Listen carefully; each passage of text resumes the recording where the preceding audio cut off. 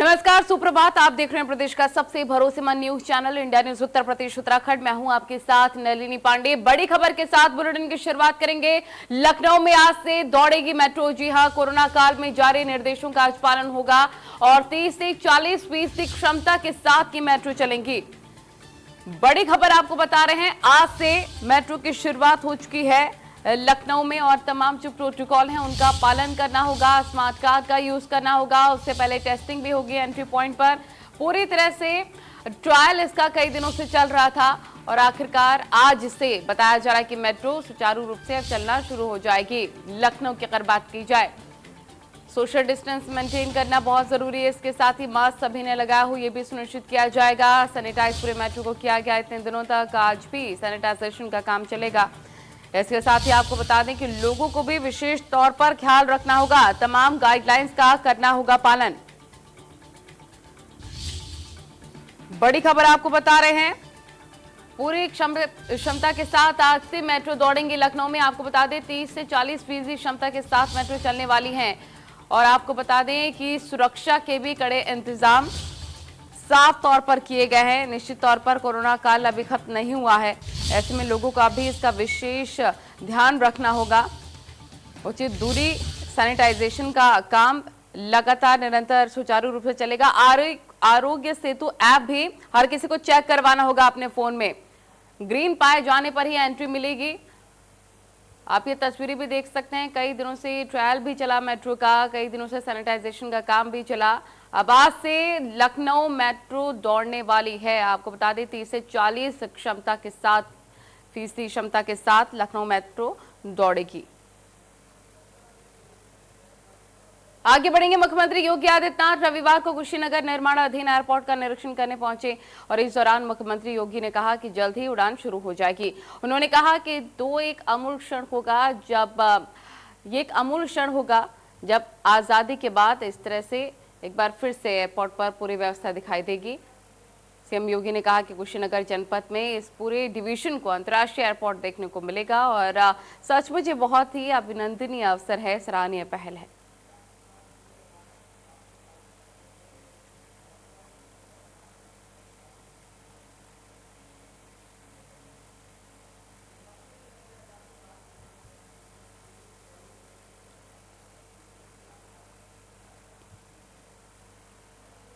तो सीएम योगी ने क्या कुछ कहा, आपको सुनाते हैं। सुविधा न होने के कारण ये संभव नहीं हो पा रहा था और मैं आभारी हूँ। आदरणीय प्रधानमंत्री जी ने इसे अंतर्राष्ट्रीय एयरपोर्ट के रूप में मान्यता दी और आज स्वयं भारत सरकार के नागरिक उड्डयन मंत्री माननीय श्री हरदीप सिंह पुरी जी ने यहाँ पर आकर के इसका रिव्यू किया है। केंद्र सरकार और राज्य सरकार मिलकर के प्रदेश में पर्यटन की ढेर सारी संभावनाओं को आगे बढ़ाने का कार्य कर रही है। इसमें कुशीनगर का अंतर्राष्ट्रीय एयरपोर्ट हमारा प्रदेश का चौथा एयरपोर्ट है। अब तक हमारे पास 2 अंतर्राष्ट्रीय पर्यटन की संभावनाओं के माध्यम से विकास और रोजगार की संभावनाओं को आगे बढ़ाना है।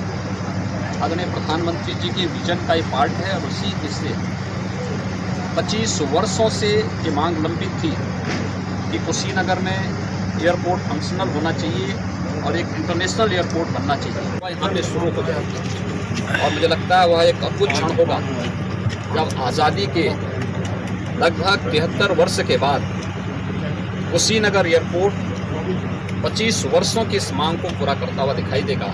ढेर सारी संभावनाएं पर्यटन के दृष्टि से, विकास के दृष्टि से, रोजगार के दृष्टि से इस जनपद में और इस पूरे रीजन में देखने को मिलेगी।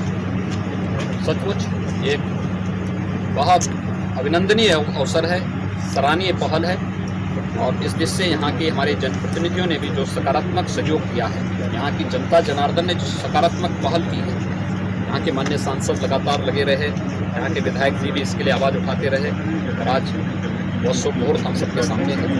इन सबको मैं हृदय से बधाई देता हूँ। कुशीनगर वासियों को, गोरखपुर मंडल वासियों को भगवान बुद्ध की इस महापरिनिर्वाण स्थली के विकास के साथ एक नया रत्न जोड़ने के लिए हृदय से बधाई देता हूँ।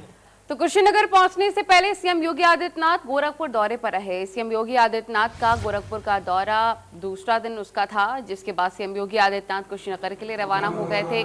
गोरखपुर में अपने दौरे के दूसरे दिन CM Maharana Pratap inter college में पहुंचे, जहां महंत अवैधनाथ की स्मृति में पत्रिका विमर्श का विमोचन भी किया है।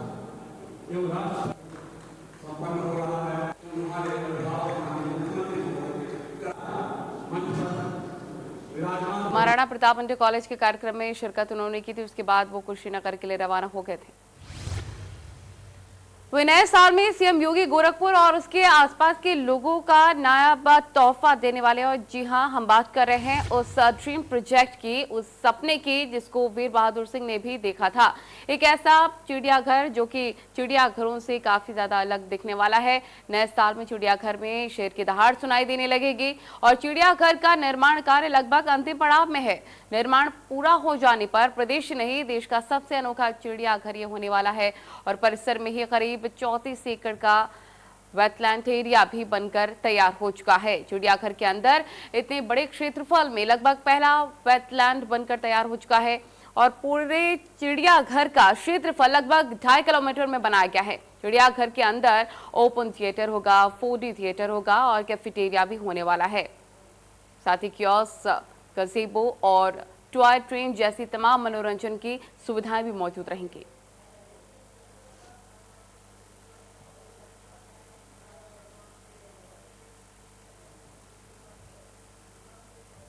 पहाड़ी उद्यान, जैसा नाम वैसा काम, और यही वजह है कि वीर बहादुर से लेकर के आज प्रदेश के मुख्यमंत्री योगी आदित्यनाथ का ये ड्रीम प्रोजेक्ट है। और यही वजह है कि कोरोना काल में भी इस पे असर नहीं पड़ा और काम जस का तस शुरू है। और आप देखेंगे कि जहां मैं खड़ा हूं ये एक ब्रिज है और इसके नीचे कलकल कर बहती हुई ये नदी की धारा कह सकते हैं, क्योंकि इसमें तमाम अलग अलग प्रजाति के जानवर यहाँ पे इस पूरे जू में हैं। और ये कह सकते हैं कि प्रदेश का यह दूसरा नंबर का ऐसा बड़ा जू है जहाँ पे हर एक जानवर यहाँ मौजूद होंगे। उस सामने हमारे आप देखेंगे तो वो जो है लायन का जो पूरा रेंज आपको नज़र आएगा और ठीक उसके बगल में टाइगर का और उसके बगल में जेब्रा का, ऐसे तमाम अलग अलग पूरे बनाए गए हैं एक गुफा टाइप का एक लुक देने के लिए। पूरी तरीके से एक कह सकते हैं कि जितने भी आप देख रहे हैं 121 एकड़ के जो है क्षेत्रफल में ये पूरा चिड़ियाघर फैला हुआ है और तकरीबन इसमें 58 प्रजातियों के 387 वन्य जीव जो है इसमें लाए जाएंगे। भले ही ये 30 जुलाई तक काम पूरा करना था, लेकिन चूंकि तमाम और चीज़ें थी कोरोना काल की वजह से और तमाम अन्य चीज़ों की वजह से ये थोड़ी लेट ज़रूर हुई है। लेकिन ये माना जा रहा है कि नए साल में लोगों की नई सौगात उत्तर प्रदेश के मुख्यमंत्री योगी आदित्यनाथ देने वाले हैं और तकरीबन जो है 234.36 करोड़ प्लस जीएसटी का लागत इस पे पूरा लगा था और तकरीबन इससे एबव 3 करोड़ के आसपास अभी भी जो है इस पे लग चुका है। हमारे साथ यहाँ के निदेशक मुझे मौजूद हैं, हम इनसे ही बात करते हैं। एक बड़ा प्रोजेक्ट प्रदेश के मुख्यमंत्री योगी आदित्यनाथ का जो ड्रीम प्रोजेक्ट बना हुआ है, ये चिड़ियाघर प्रदेश का माना जा रहा है कि दूसरा ये बड़ा चिड़ियाघर होगा। क्या कुछ खासियत है, पूरी हमें डिटेल से थोड़ा चीज़ बताइए और कब तक ये पूरा हो जाएगा? देखिए, इस पे जू में ये खासियत है कि जू बुद्धिस्ट थीम और गोरखनाथ मंदिर थीम पे बनाया गया है। इसमें टोटल एरिया और 121 एकड़ है। हमारा जो जू का एरिया है वो 51 एकड़ है। फॉरेस्ट का एरिया 29 एकड़ है। वेटलैंड का 34 एकड़ है और 2.15 एकड़ है। हॉस्पिटल है, क्वारंटाइन है, रेस्क्यू सेंटर है, फीड स्टोर किचन है, पोस्टमार्टम रूम है और 4.25 एकड़ हमारा रेजिडेंस के लिए है। जो टोटल रेजिडेंस 47 है, जिसमें type 1, type 2, type 3, type 4, type 5, इसमें 33 बाड़े हैं, 33 इनक्लोजर हैं इसमें। और इनक्लोजर का काम हमारा 95% पूरा हो चुका है। 5% में हमारा इनरिचमेंट का काम चल रहा है, जो हमारा 30 सितंबर तक हो जाएगा। बाकी फ्रंटेज पे हाई टेंशन लाइन जा रही है, वहाँ पे भी लैंडस्केपिंग है साइनेज के सामने। वो जिस दिन हाई टेंशन लाइन हट जाएगा उसके बाद 1 महीने का हमको टाइम चाहिए, सामने मैं डेवलप कर दूंगा फ्रंटेज जी।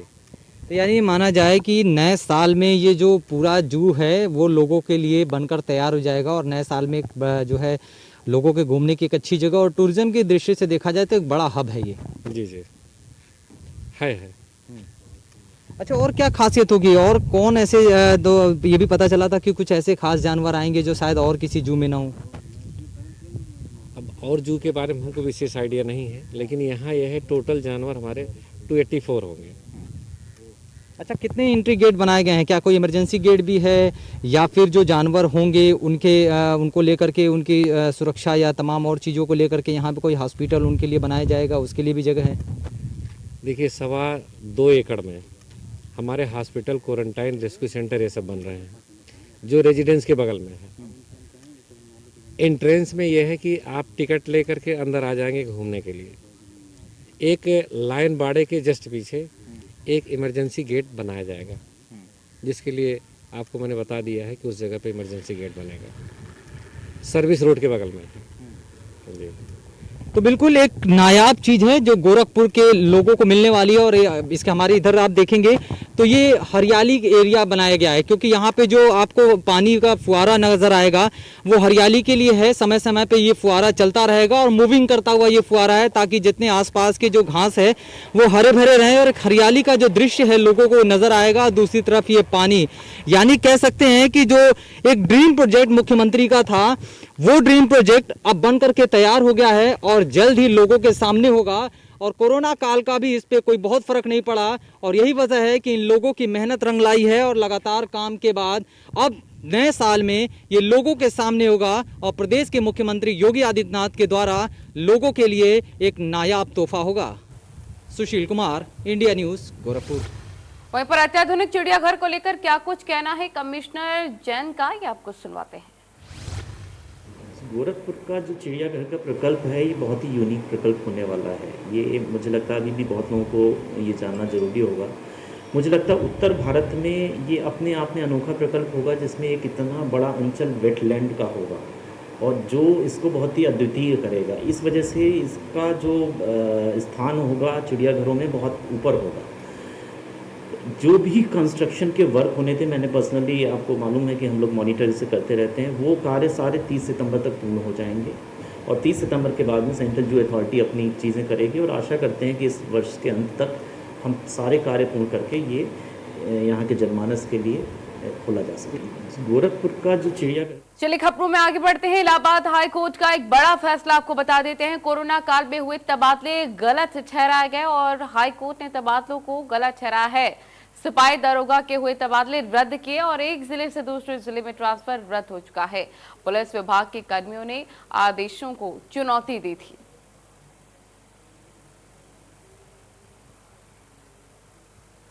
लखीमपुर खीरी में उस वक्त हड़कंप मच गया जब पूर्व विधायक निबेंद्र मिश्र को लाठी डंडों से पीटकर मौत के घाट उतार दिया गया। जानकारी पर मौके पर पहुंचे ग्रामीणों ने कुछ लोगों को पकड़ लिया, लेकिन उन्हें भी पुलिस के लोग छुड़ा कर ले गए।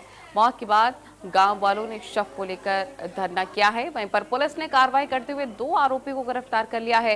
इसके साथ ही सीओ पलिया का ट्रांसफर भी कर दिया गया और बताया जा रहा है कि पूर्व विधायक निवेंद्र कुमार मिश्रा उर्फ मुन्ना की दबंगों से जमीन को लेकर विवाद चल रहा था, लेकिन कुछ लोगों ने जबरदस्ती कब्जा करने का प्रयास किया। इस दौरान मना करने पर विवाद शुरू हो गया।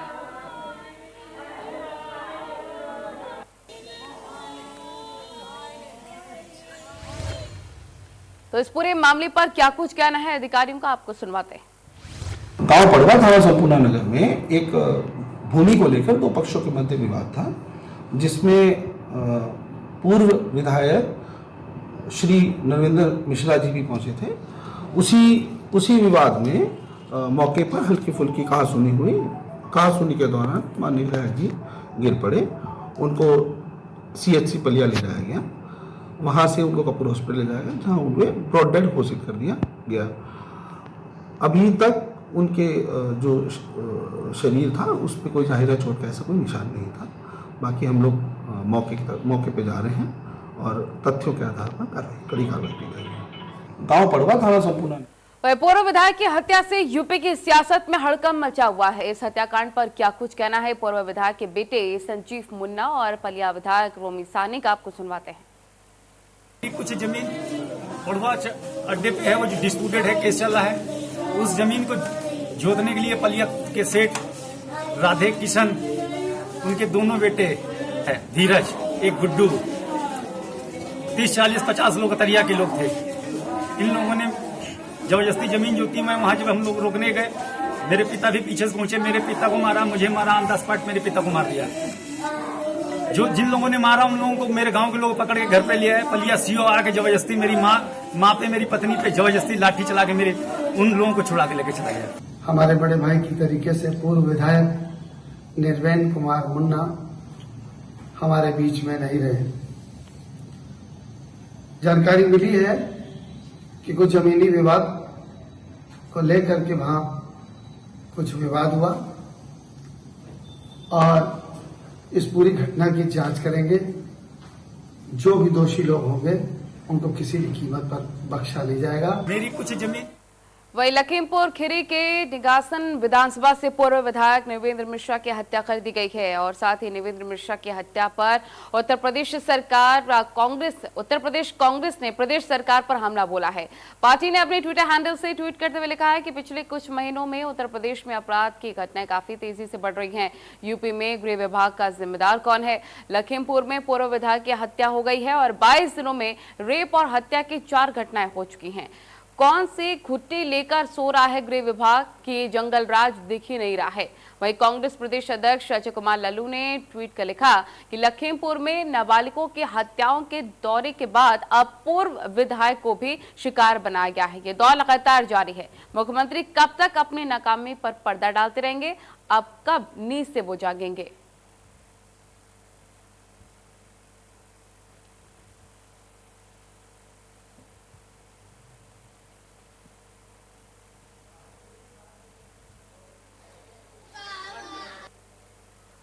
पूर्व विधायक नवेंद्र मिश्रा हत्याकांड के बाद सियासत काफी ज्यादा तेज हो गई है। कांग्रेस और सपा ने सरकार पर जमकर हमला बोला और क्या कुछ कहा, आपको सुनवाते हैं। 3 बार के विधायक नवेंद्र मिश्रा जी को पीट करके उनके घर में घुस करके बदमाशों ने जान से मार दिया। इतनी हिम्मत कैसे हो रही है किसी की? सरकार कर क्या रही है? उस जिले में डीएम क्या कर रहा है? एसएसपी क्या कर रहा है? डीजीपी क्या कर रहे हैं? उत्तर प्रदेश के मुख्यमंत्री जी क्या कर रहे हैं? अगर आदमी अपने घर में सुरक्षित नहीं, और वो भी 3 बार का विधायक है जो आदमी, अगर वो सुरक्षित नहीं, उसके बेटे को इस तरह मारा गया है, ईश्वर उसको जल्दी ठीक करे। लोग कह रहे हैं बहुत डेंजरस और बहुत क्रिटिकल स्थिति में है। ये पूरी तरह लॉ एंड ऑर्डर कोलैप्स है। सरकार फेल हो गई है, बुरी तरह से फेल हो गई। मुझे नहीं लगता आज तक कोई सरकार इस तरह फेल हुई होगी कि 3-3 बार के विधायक की जान नहीं बचा पा रही है। निर्वेंद्र कुमार मुन्ना जी का अभी मुझे समाचार मिला है कि उनकी नृशंस हत्या कर दी गई है। दुखी हूं मैं, परंतु स्तब्ध हूं इस बात से। क्या हो गया उत्तर प्रदेश में? क्या कानून नाम की कोई चीज रह गई? यह जंगल राज आ चुका। जिस जगह पर हत्या की गई, कोई खौफ नहीं रहा अपराधियों के मन में पुलिस का। उनका बेटा भी गंभीर रूप से घायल है। मैं उसके शीघ्र स्वास्थ्य की कामना करता हूं और चाहता हूं उत्तर प्रदेश सरकार दोषी अपराधियों के खिलाफ तो कार्रवाई करे ही, उन दोषी पुलिसकर्मियों के खिलाफ भी कार्रवाई करे जो कानून का राज नहीं स्थापित कर। लखीमपुर खीरी में पूर्व विधायक नवेंद्र मिश्रा की मौत का मामला काफी गर्मा चुका है और आप सांसद संजय सिंह पहुंचे लखीमपुर खीरी। परिजनों को सांत्वना देने पहुंचे आप सांसद और हत्या मामले में 2 आरोपी अब तक गिरफ्तार हो चुके हैं।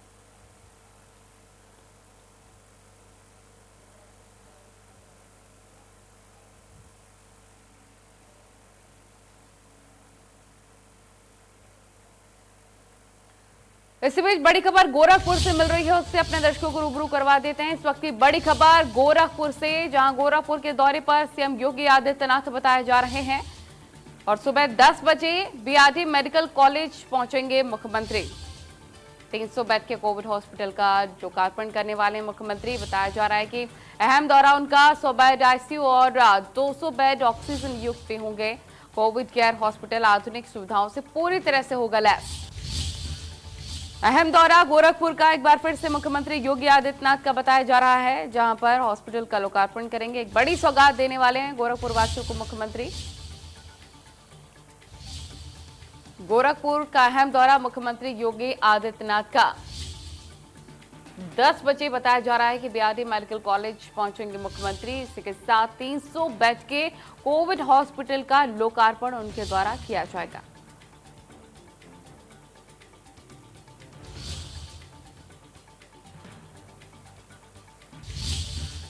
इस बीच बड़ी खबर अयोध्या से भी मिल रही है, उससे भी अपने दर्शकों को रूबरू करवा देते हैं। इस वक्त की बड़ी और अहम खबर अयोध्या से, जहां राम मंदिर का निर्माण कार्य अब और ज्यादा तेज हो चुका है। आज अयोध्या दौरे पर ट्रस्ट के चेयरमैन नृपेंद्र मिश्र बताए जा रहे हैं और नृपेंद्र मिश्र निर्माण की तैयारियों का जायजा लेने के लिए पहुंचेंगे, क्योंकि तेज गति के साथ निर्माण शुरू हो चुका है। राम मंदिर के नींव की खुदाई से पहले वो जायजा लेने के लिए पहुंचेंगे। तो आपको बता दें, राम मंदिर निर्माण का कार्य और ज्यादा गति से बढ़ता हुआ नजर आ रहा है।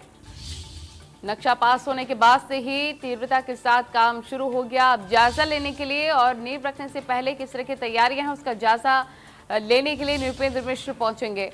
राम मंदिर की नींव की खुदाई से पहले वो जायजा लेंगे। लास्ट नाइन टर्बो की तैयारी की जमीनी हकीकत क्या है, उससे भी वो रूबरू होने के लिए पहुंच रहे हैं। अहम दौरा बताया जा रहा है अयोध्या का, नृपेंद्र मिश्र का, जहां पर एक सीधे तौर पर निरीक्षण वो करेंगे, जायजा वो लेने के लिए पहुंचेंगे। तैयारियों का जायजा तो वो लेंगे ही, लेकिन नींव की खुदाई से पहले भी तमाम तैयारियों का जायजा उनके द्वारा लिया जाएगा। इस बीच गोंडा से भी बड़ी खबर मिल रही है, उससे भी अपने दर्शकों को रूबरू करवाते हैं। इस वक्त की बड़ी खबर गोंडा से भी मिल रही है, जहां पर खड़ंजा बिछाने के विवाद में ये मारपीट देखने को मिली है। पूरा विवाद देखने को मिला। दबंगों ने ग्राम प्रधान प्रतिनिधि पर हमला बोल दिया है। मजदूरों पर भी दबंगों ने लाठी डंडों से वार किया। बताया जा रहा है कि मामले विवाद में लाठी डंडों से पीटा गया है। तो किस तरह से आतंक देखने को मिल रहा है दबंगों का, आप साफ तौर पर समझ सकते हैं। गोंडा से ये ताजा खबर आपको बता रहे हैं। दबंगों ने ग्राम प्रधान प्रतिनिधि पर हमला बोल दिया। मजदूरों को भी नहीं छोड़ा ग्रामीण, सीधे तौर पर दबंगों ने, जहां पर उन पर भी लाठियां भांजी गई हैं। घायलों को अस्पताल में फिलहाल भर्ती करवा दिया गया है इलाज के लिए। ये तस्वीरें भी देख सकते हैं, आसपास के इलाके में गहमा गहमी का माहौल बना हुआ है। पुलिस मौके पर पहुंची हुई है। खड़ंजा बिछाने को लेकर ये पूरा विवाद शुरू हुआ और मामला इतना ज्यादा बढ़ गया कि नौबत लाठी डंडों से मार पिटाई पर पहुंच गई। मजदूरों को भी पीटा है दबंगों ने। काफी ज्यादा घायल ये मजदूर भी बताए जा रहे हैं, जिनका अस्पताल में इलाज जारी है। अस्पताल में फिलहाल उनको भर्ती करवा दिया गया है। दबंगों का आतंक साफ तौर पर गोंडा में भी देखने को मिल रहा है। गोंडा में खड़ंजा बिछाने के विवाद में ये पूरी मारपीट देखने को मिली। लाठी डंडों से ग्राम प्रधान को पीटने का ये पूरा मामला सामने आया।